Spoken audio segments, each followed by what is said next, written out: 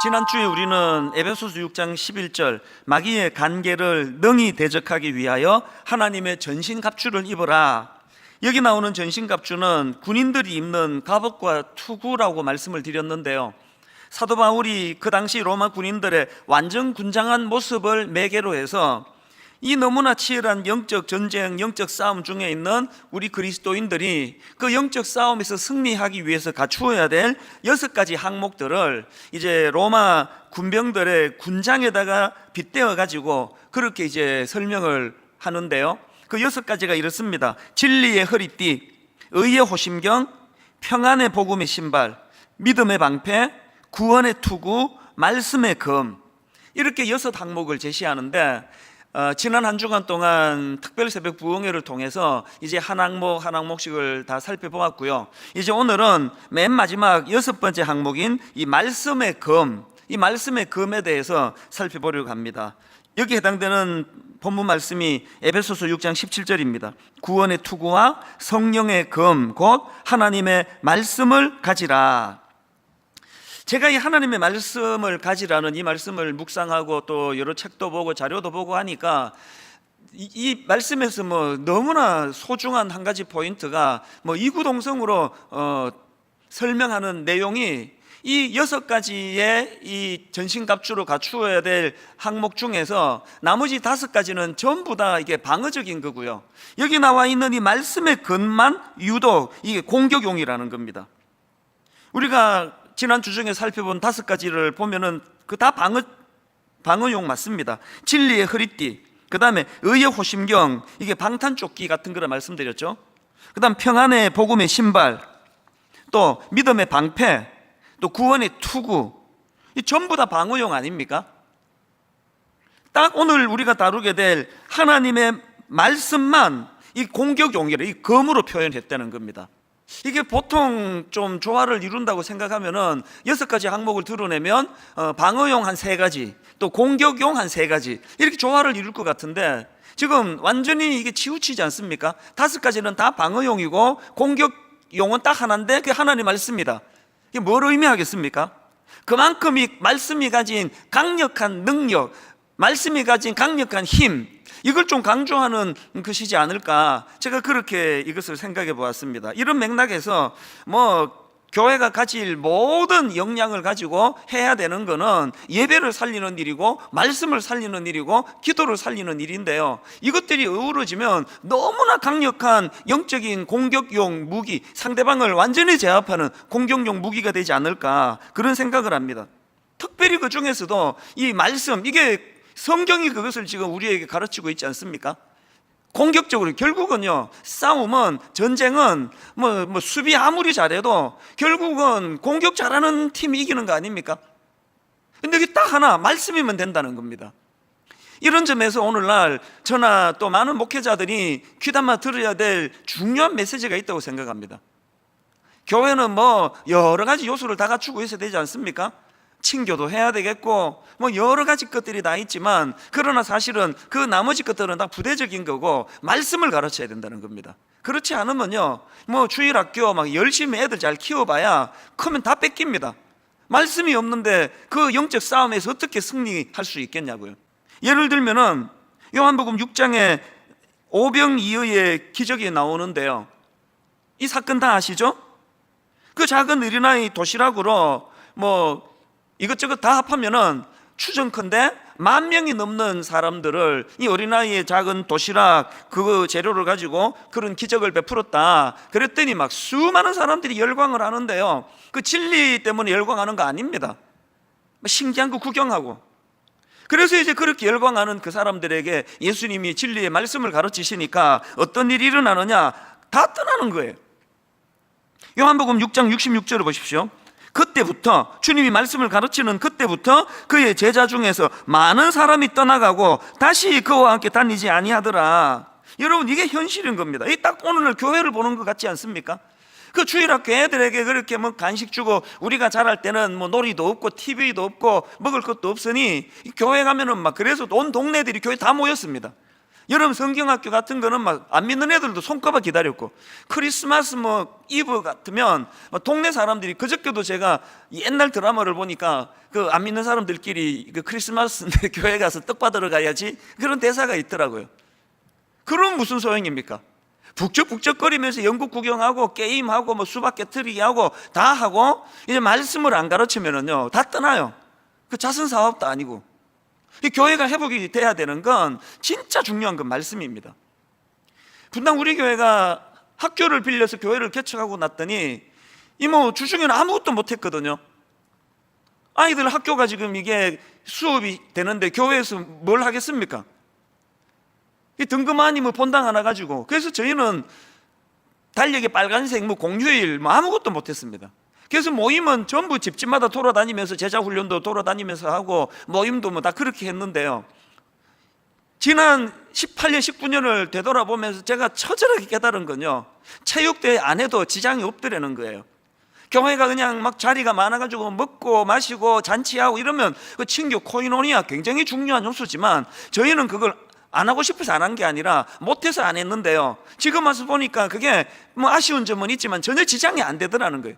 그래서 너무나 이제 다른 걸 할 수 없으니까 아이들이 이제 여기 학생들이 주일날에는 학교를 안 오니까 막 예배에 모든 걸 다 걸자, 오히려 더 부흥하게 되더라는 겁니다.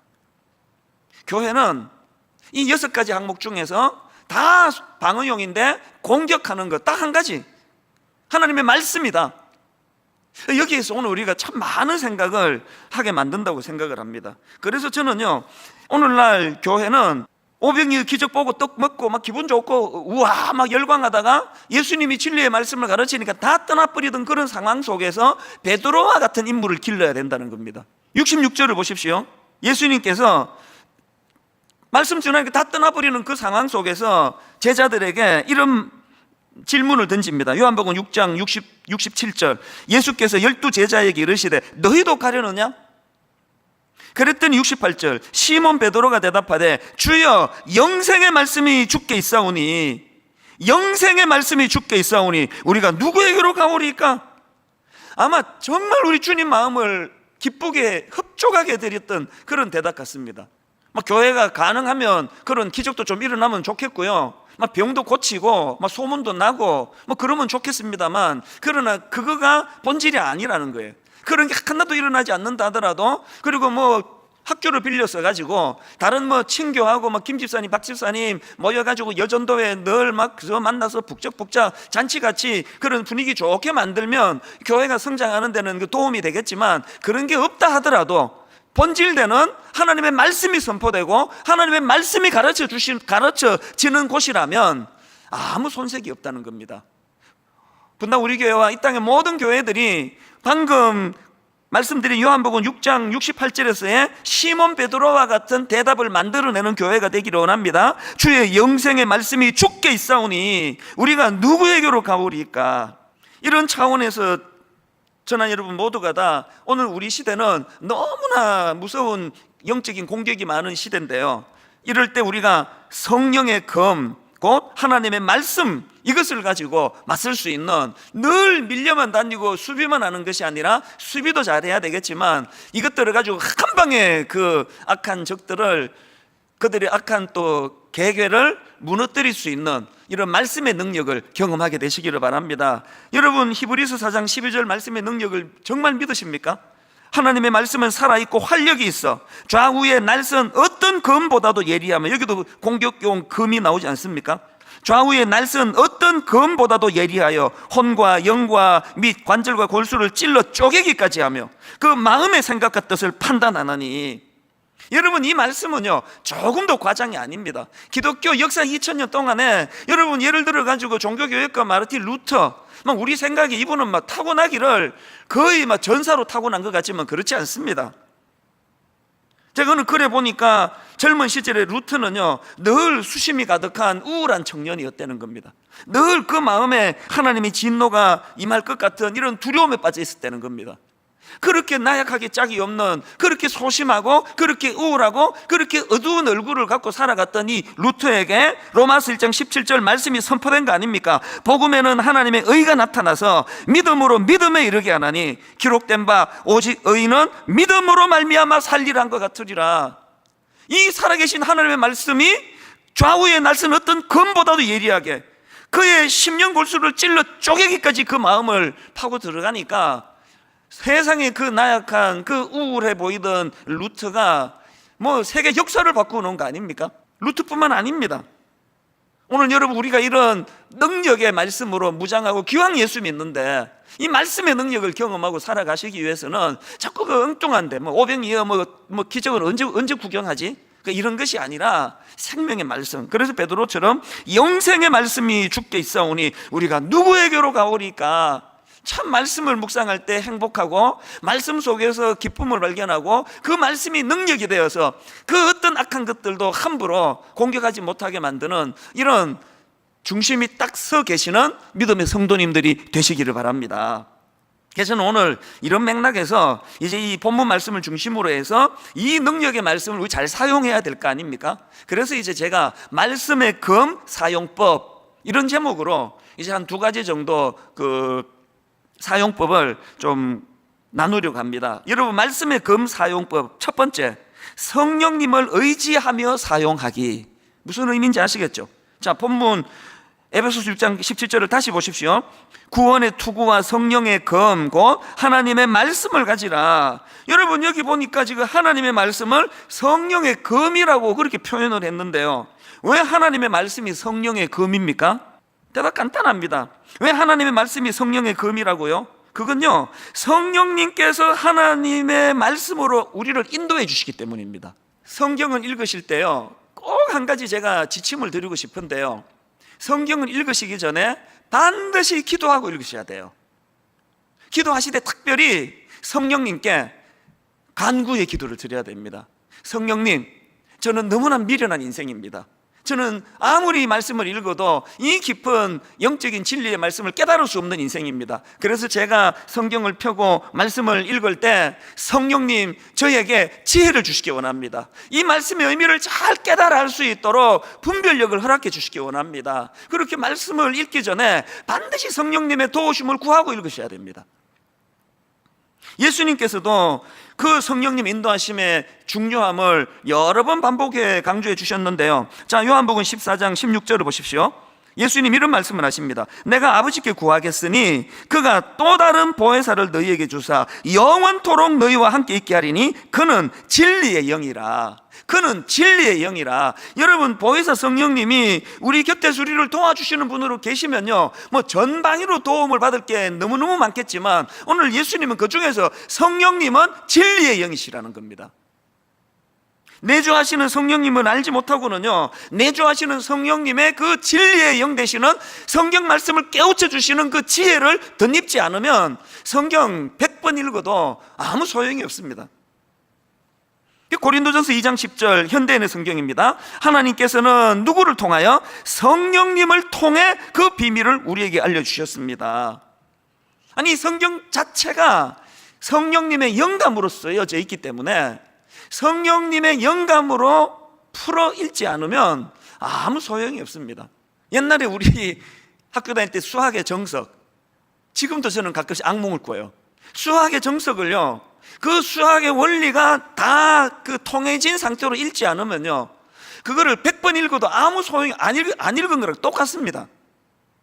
이 수학에 워낙 약했던 저기 때문에 참 그 수학의 정석만 생각하면은 지금도 막 악몽을 꿀 정도인데요, 수학의 정석 그 문제를 잘 풀이하고 그것을 반복해서 복습하기 위해서는 먼저 그 원리를 통달하고 나서 읽어야 되는 것처럼 우리가 진리의 영 되시는 성령님의 도우심을 받아 그 성령님께 은혜를 구하면서 그렇게 성령님의 인도하심을 따라 읽어야 된다. 제가 이 말씀을 준비하다가 거의 한 37, 8년 전 이야기입니다. 제가 20대 후반에 이제 그때 갓 대학 졸업하자마자 우리 누나들이 참 고마워요. 누나들이 그렇게 개 이런 거 해가지고 저한테 또 돈을 또 주시고, 또 우리 형님이 또 집을 또 이제 담보로 그렇게 허락해서 그렇게 이제 조그만한 가게를 시작을 했는데요. 그렇게 이제 가게가 돈 맛을 좀 이제 알아가기 시작하고 그거 재밌더라고요. 이게 미국이란 나라가 정말 뭐 아메리칸 드림을 이루는 곳이라 그러더니 뭐 나같이 이런 초보도 막 열심히 하니까 되더라고요. 뭐 하나 구하기 위해서 막 뻔질나게 막 잠도 안 자고 뛰어다니고, 그래서 이제 이 돈 맛을 좀 알 듯 하는 그 즈음에 하나님께서 제 마음에 소명을 주신 거 아닙니까? 너 여기서 뭐 하니? 한국으로 돌아가 청소년들을 섬기고 도와라. 아니, 전 가족이 이민으로 미국에 갔기 때문에 저는 평생에 한국으로는 못 가는 줄 알았습니다. 강력한 하나님의 그 소명 앞에 순종해서 제가 이제 그 소명 받고만 서너 달 만에 이제 한국으로 총신대학 신학대학원을 입학을 했는데요. 그 과정을 제가 생각해 보니까요, 너무너무 가슴 벅차고 너무 감사하고 너무 감격한 것도 있었지만, 또 다른 한편으로 정말 제가 두려워하고 불안했던 기억이 있습니다. 그래서 병으로 와가지고 막 고열에 시달리고 끙끙 앓고 그런 그 기간을 보냈거든요. 왜 그렇게 불안했느냐? 여러분 생각해 보십시오. 5남매 중에 막내인 제가 가족 다 떠나가지고 더군다나 막 저렇게 형제들이 도와주셔가지고 이제 겨우 이제 비즈니스가 자리가 잡힐 듯 말 듯한데 그거 다 그냥 정리해버리고 한국에 돌아가 또 미국 시민권도 반납해버리고 그랬는데, 이거 하나님 뜻이 아니었네? 내가 그날 뭐 헛걸을 봤네? 이래버리면 내 인생이 어떻게 되느냐고요. 그래서 이게 두려운 겁니다. 이 진짜 하나님의 이 뜻이 맞는 건가? 그래서 제가 마음에 그 두려움을 가지고 성경을 읽어야 되겠다고 결심을 한 거 아닙니까? 창세기부터 요한계시록까지 전체를 제가 일독을 하면서 하나님 뜻을 좀 분별해야 되겠다. 이건 100% 성령님이 주신 지혜라고 저는 생각합니다. 제 머리에서는 그렇게 나올 수가 없습니다. 그 당시 제 어린 생각으로는. 그렇게 창세기부터 요한계시록까지 읽는데 여러분 생각해 보세요. 이거 읽는 과정이 뭐 교회에서 이번에 성경 일독해라 그래서 읽는 게 아니고요, 내 인생을 걸고 읽는 거 아닙니까? 내 인생이 지금 장래가 달려있는 문제니까 얼마나 절박하게 은혜를 구하면서 읽었겠냐고요. 그렇게 쭉 읽어가다가 하나님께서 마음에 확신을 주셨기 때문에, 확신 없는데 제가 그 모든 걸 다 내려놓고 포기하고 할 수가 있겠습니까? 그리고 얼마나 그 확신이 제게 강렬했으면, 세상에 내가 여러 번 얘기했지만,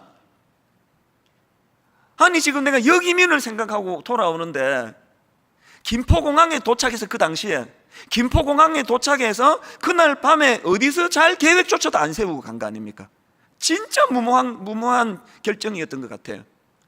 그런데 여러분, 제가 오늘 이 말씀을 준비하다가 너무너무 가슴이 뜨거웠던 거는, 그렇게 하고 37년이 지났거든요. 지난 37년의 내 인생은요, 컴퓨터가 자로 재는 듯이 가르쳐주는 그 길로 간 것 같아요. 단 한치 오차도 없었습니다. 이렇게 어리버리한 제가 한국에 돌아와 만 10년 그 귀한 우리 청소년 아이들, 내 평생의 재산이에요. 요즘도 제가 청소년 사역 시절을 생각하면 막 뭉클뭉클합니다. 저 똑똑한 애들이 보통 애들이 아니거든요. 이 나같이 어리버리한 이런 지도자를 목사라고 그렇게, 그저께 제가 이런 생각을 하다가 울컥했던 게요, 10년간의 청소년 사역을 다 마치고 그때 마지막으로 고3 부서, 입시생 부서를 제가 마지막으로 맡았었는데요, 이제 아이들을 이제 2월 마지막 주에 졸업 예배를 이제 졸업 예배로 애들 졸업을 시켜주고 3월 첫째 주부터 이제 분당 우리 교회 예비 모임을 예배를 정식으로 그때 시작을 했거든요. 2월 마지막 주를 생각하는데 이렇게 울컥해지는 겁니다. 맨 마지막, 저의 청소년 사역 10년을 총 정리하는 맨 마지막 예배 때 제가 그 아이들 고3 예배실로 쑥 들어갔더니 벽이 노란 포스트잇으로 도배를 한 거예요. 그 한 항목 하나면 그걸 내가 다 거두지 못한 게 너무 안타깝습니다. 이찬수 목사님과 함께한 시절에 이게 너무 감사했습니다. 나는 저것이 너무너무 기뻤습니다. 그 아이들이 물론 누군가가 이제 제안을 해서 시켜서 한 거겠지만요, 아이들 그 고3 부서실 벽이 그렇게 포스트잇으로, 노란 포스트잇으로 그렇게 한쪽 벽면이 도배가 돼 있는 것을 보면서 그저께 제가 이 말씀을 묵상하다가 너무 마음이 울컥한 거예요.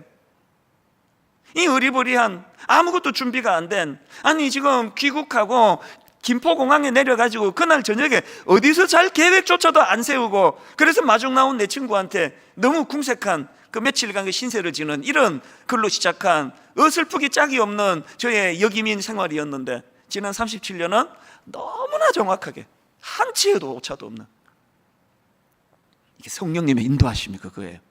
성령님의 인도하심을 성경을 통해서 더 씌워질 때 거기에 온전한 하나님의 인도하심이 나타나게 되는 줄로 믿습니다.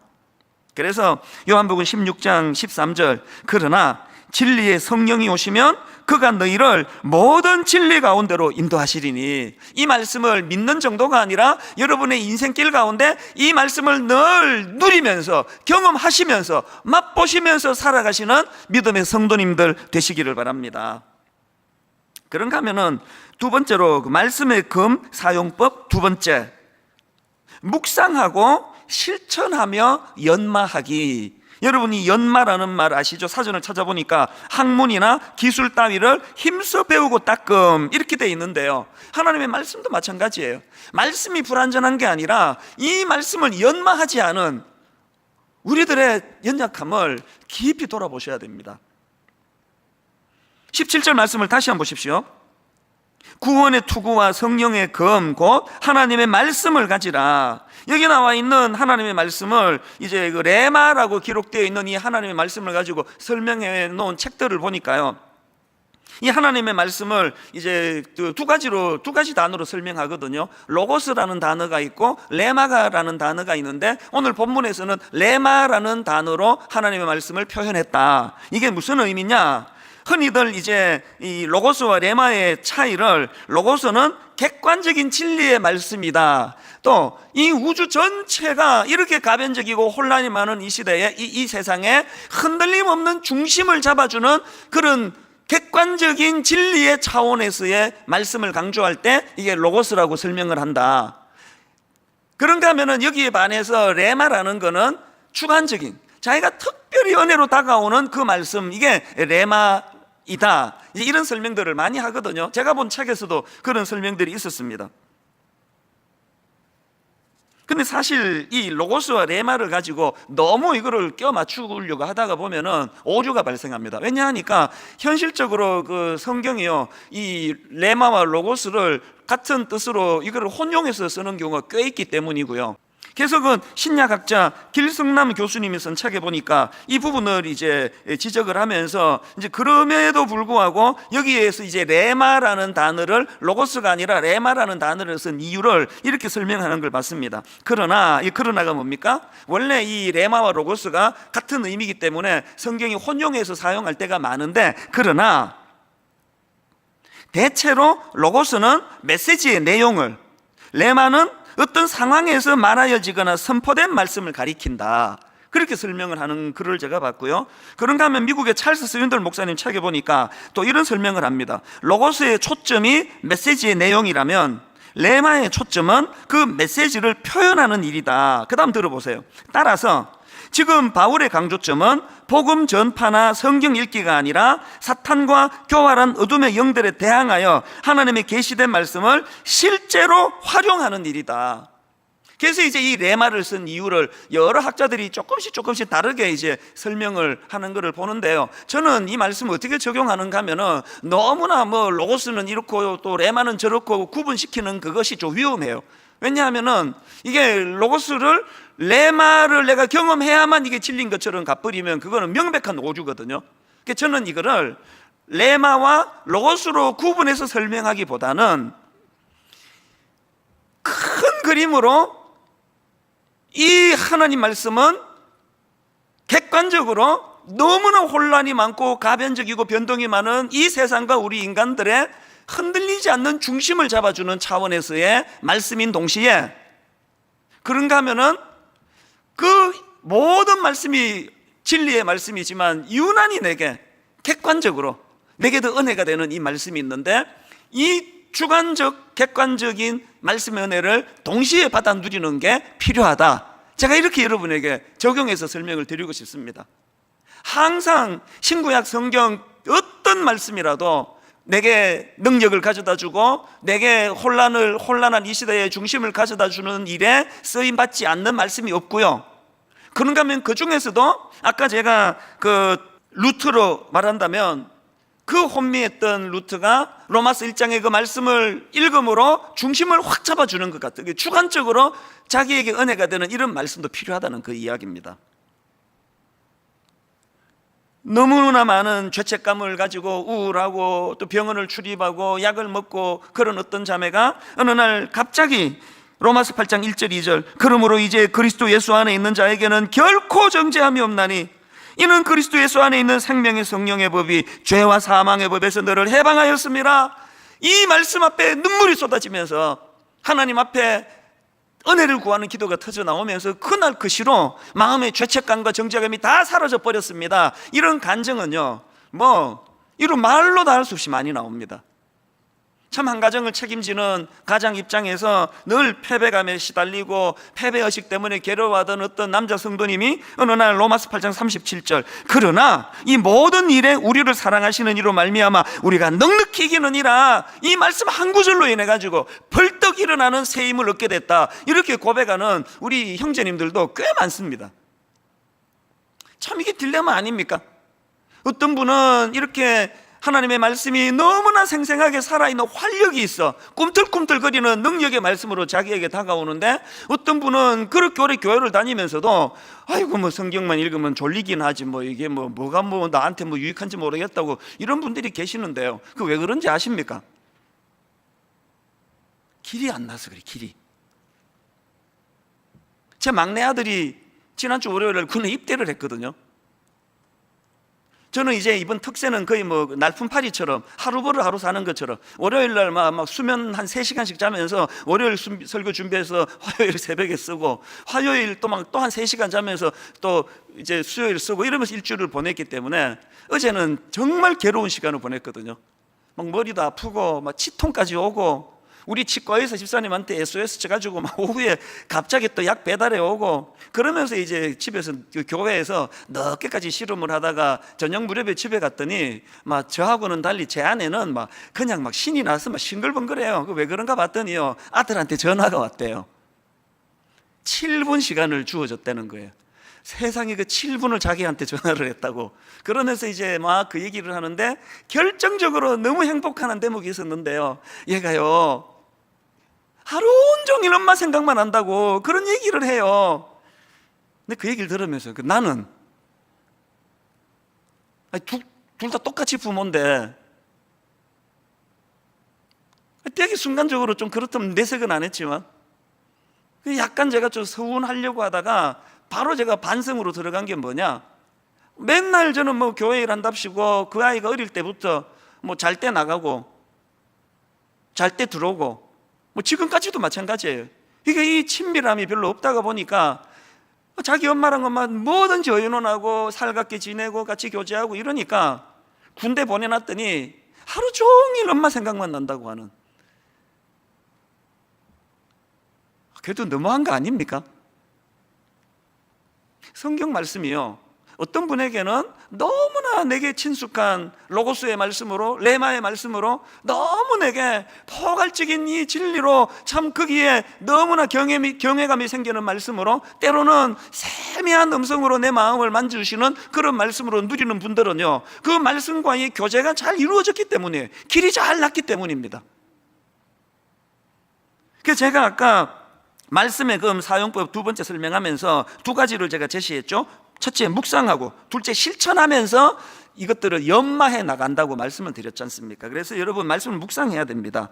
길이 나기 위해서는 너무 우리 아들이 저에 대하여 별로 생각도 안 하고 자기 엄마만 생각하는 것처럼 말씀이 서먹서먹해지는 걸 막으려면은요, 말씀과 내 심령 사이에 길이 나야 되는데 그 묵상입니다. 시편 1편 1절 2절 복 있는 사람은 악인들의 꾀를 따르지 아니하며 죄인들의 길에 서지 아니하며 오만한 자들의 자리에 앉지 아니하며 오직 여호와의 율법을 즐거워하여 그 율법을 주야로 묵상하는 자로다. 묵상하는도다. 공동번역으로 보니까 밤낮으로 그 법을 되새기는 사람이라는 거예요. 밤낮으로 그 말씀을 되새기는. 여러분, 요수아가 모세의 후계자로 세워갖고 부들부들 떨고 있을 때 앞으로 치러야 될 그 정복 전쟁은 얼마나 그를 두렵게 만들겠고, 그 수많은 불평이 많은 이스라엘 백성들을 이끌고 가는 게 얼마나 두려움이 많았겠습니까? 그랬을 때 하나님께서는 요수아 1장 7절 오직 강하고 담대하여 나의 종 모세가 너에게 명령한 그 율법을 다 지켜 행하고 우로나 좌로나 치우치지 말라. 그리하면 어디로 가든지 형통하리니. 그러면서 주시는 말씀이 8절입니다. 이 율법책을 내 입에서 떠나지 말게 하며 주야로 그것을 묵상하며 그 안에 기록된 대로 다 지켜 행하라. 오늘 여러분 이 세상살이에서 두려움이 많으시면 여호와의 말씀을 묵상하게 되시기를 바랍니다. 가정을 지키기에 어려움이 커서 지금 근심하는 분, 저같이 교회 목회가 너무너무 버거워서 힘들어하는 이런 목회자들이 있다면 여호와의 말씀을 묵상하는 거예요. 주야로 묵상하는 겁니다. 그런가 하면 두 번째가 뭐라 그랬죠? 하나가 묵상하는 거라면 두 번째는 실천하는 걸 연마해요. 실천. 야고보서 1장 22절 너희는 말씀을 행하는 자가 되고 듣기만 하여 자신을 속이는 자가 되지 마라. 말씀을 읽고 묵상하는 것도 중요하지만 그 내게 자리 잡은 그 말씀이 내 삶을 변화시키도록 자꾸 훈련해야 되는 거예요. 누가복음 6장 46절에 49절 너희는 나를 불러 주여 주여 하면서도 어찌하여 내가 말하는 것을 행하지 아니하느냐. 내게 나와 내 말을 듣고 행하는 자마다 누구와 같은 것을 너희에게 보이리라. 집을 짓되 깊이 파고 주추를 반석 위에 놓은 사람과 같으니 큰 물이 나서 탕류가 그 집에 부딪히되 잘 지었기 때문에 능히 요동하지 못하게 하거니와. 그 다음 보세요. 49절 듣고 행하지 아니하는 자는 주추 없이 흙 위에 집 지은 사람과 같으니 탕류가 부딪힘에 집이 곧 무너져 파괴됨이 심하니라 하시니라. 여러분 이 두 가지 아시겠습니까? 묵상하는 거예요. 그 묵상과 말씀을 삶 속에 실천하는 겁니다. 결론을 맺습니다. 말씀의 검사용법 두 가지, 성령님을 의지하며 사용하기, 묵상하고 실천하며 연마하기. 이 두 가지를 기억하시면서 여러분 사도행전 17장 11절 베레아에 있는 사람들은 데살로니가에 있는 사람들보다 더 너그러워 간절한 마음으로, 이 중요합니다, 간절한 마음으로 말씀을 받고 이것이 그러한가 하여 날마다 성경을 상고함으로, 날마다 성경을 묵상함으로. 이 결론을 맺으면서 숙제 점검합니다. 지난주에 한 가지 숙제를 드렸는데요, 오늘 두 가지가 더 덧붙여집니다. 이번에 사정이 있어가지고 특별 새벽 부흥회에 참여하지 못하신 분들은 홈페이지가 다 올라가 있습니다. 꼭 들어가셔서 사도 바울이 말하는 이 진리의 하나님의 전신갑주를 위한 이 6가지 구비 조건 중에 5가지를 설명해 드렸거든요. 꼭 들어가셔서 그것을 듣고 묵상하시고 점검하시고요. 두 번째 숙제는 지난 주일날 드렸던 거 에베소서 6장 10절부터 20절 암송하게 되시기를 바랍니다. 말씀을 암송한다는 것은 적과 대항에 싸울 때 총알을 비축하는 거랑 같습니다. 숙제 하나가 더 있습니다. 주중에 드렸는데요, 필사. 에베소서 1장부터 6장까지를 필사하는 겁니다. 아무 노트나 구입해서 하시면 됩니다. 우리 홈페이지에 또 다운받아서 쓸 수 있도록 노트를 만들어 놨습니다. 필사가 좋은 게요, 읽는 것보다 속도가 더디잖아요. 묵상하기가 좋은 겁니다. 필사하시면서 자꾸 되뇌이세요. 성령님, 이 필사 가운데 개입하여 주시옵소서. 진리의 영이신 성령님, 이 말씀을 깨우쳐 내 삶 속에 묵상이 되고 실천이 되는 도구가 되게 하여 주시옵소서.